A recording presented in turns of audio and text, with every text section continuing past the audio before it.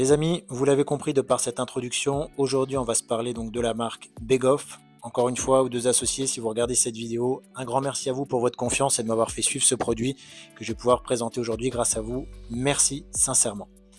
Donc avant qu'on démarre et qu'on fasse le déballage de ce packaging, je tiens à vous donner quand même quelques indications sur la marque pour ceux qui viendraient à la découvrir pour la première fois.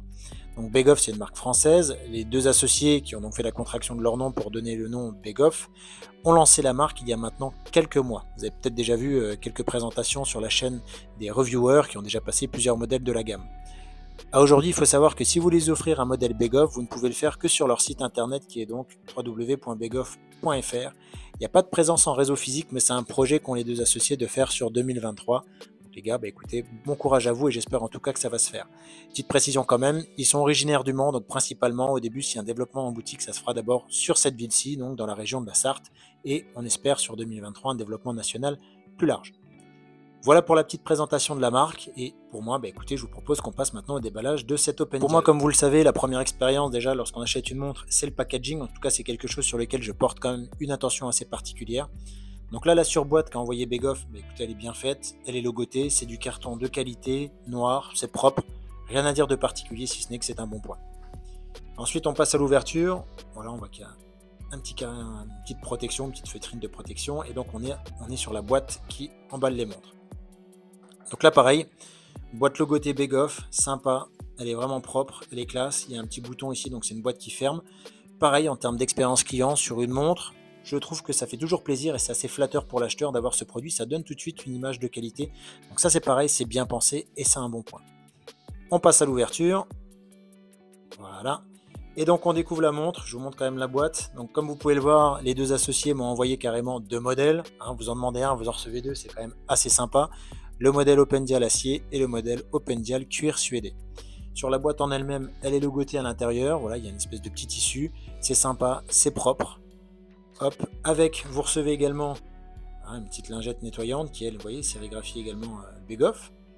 Et la carte de garantie qui, elle, reprend l'esthétique d'une montre. Et par contre, elle est en métal. Donc ça, c'est pareil, c'est un bon point. Ça va durer dans le temps, c'est bien fait. Vous recevez également pour info, pour ceux qui viendraient acheter le modèle acier, un petit outil qui vous permet donc de faire sauter les maillons. Ça aussi, c'est bien pensé, c'est pratique. En tout cas, quand on n'a pas l'outillage chez soi, de pouvoir adapter la montre à son poignet. On n'est pas obligé d'aller payer encore 10 balles chez un horloger. Donc ça, les gars, c'est pareil, c'est bien pensé. Bravo à vous. Écoutez, on va passer au déballage, on va sortir les montres et puis je vais vous les présenter avec toutes les caractéristiques techniques.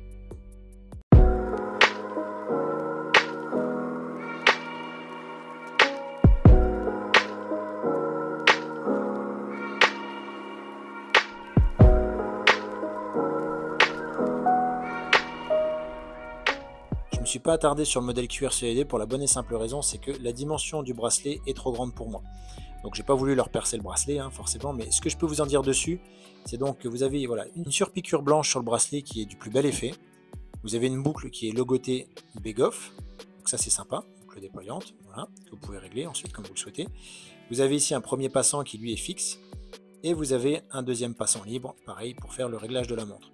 Le bracelet au toucher, il est vraiment sympa, ça me fait penser un petit peu à du daim, ce cuir suédé.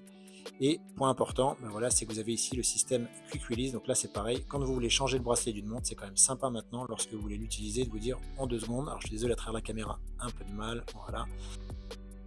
A few moments later. Ceux qui souhaiteraient ensuite adapter la montre avec un bracelet de leur choix, un bracelet NATO, tout simplement changer carrément juste la couleur, vous pouvez le faire de manière totalement aisée.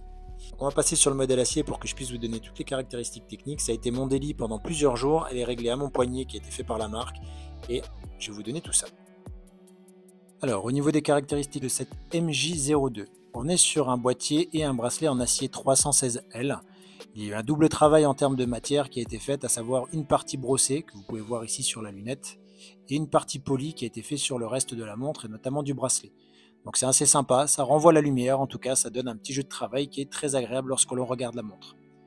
Au niveau des dimensions, le boîtier fait 41 mm hors couronne et 43 mm si vous voulez ajouter la couronne aux dimensions. Le corne à corne fait quant à lui 44 mm et l'entrecorne est quant à lui de 20 mm.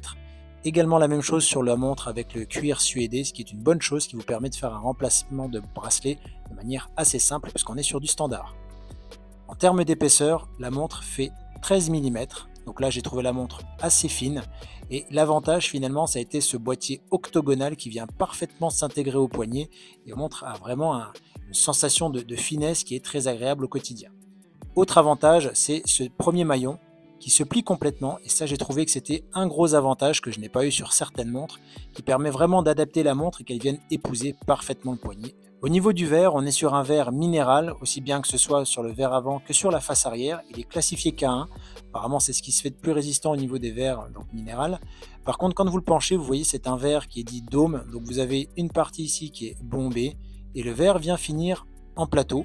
J'ai trouvé l'idée plutôt intéressante. Au début, j'étais un petit peu déconcerté parce que ça vient couper les index. Quand on regarde la montre, ça vient faire un effet un petit peu bizarre au début à l'œil.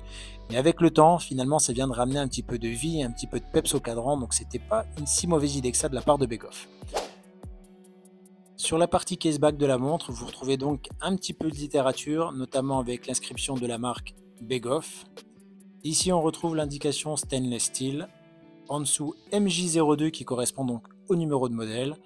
Et enfin l'étanchéité, donc cette montre est étanche à 5 ATM. Le tout se fait par un fond vissé avec 4 vis ici. On peut voir que la masse oscillante bouge aisément.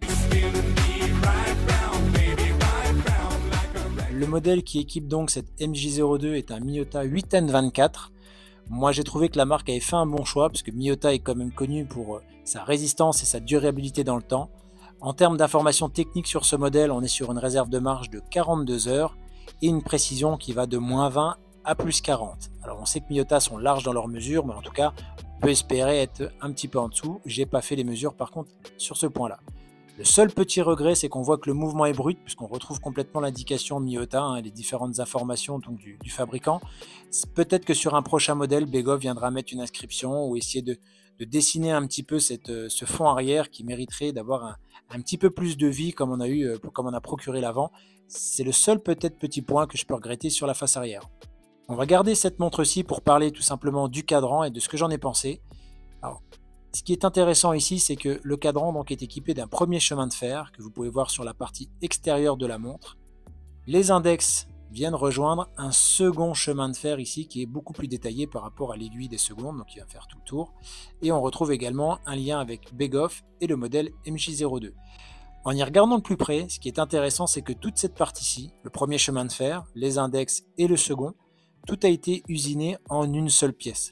Donc ça donne vraiment un aspect de transparence, mais surtout de précision à la montre. On voit qu'il n'y a pas eu de découpe, il n'y a pas de recalcage dessus ou d'éléments superposés.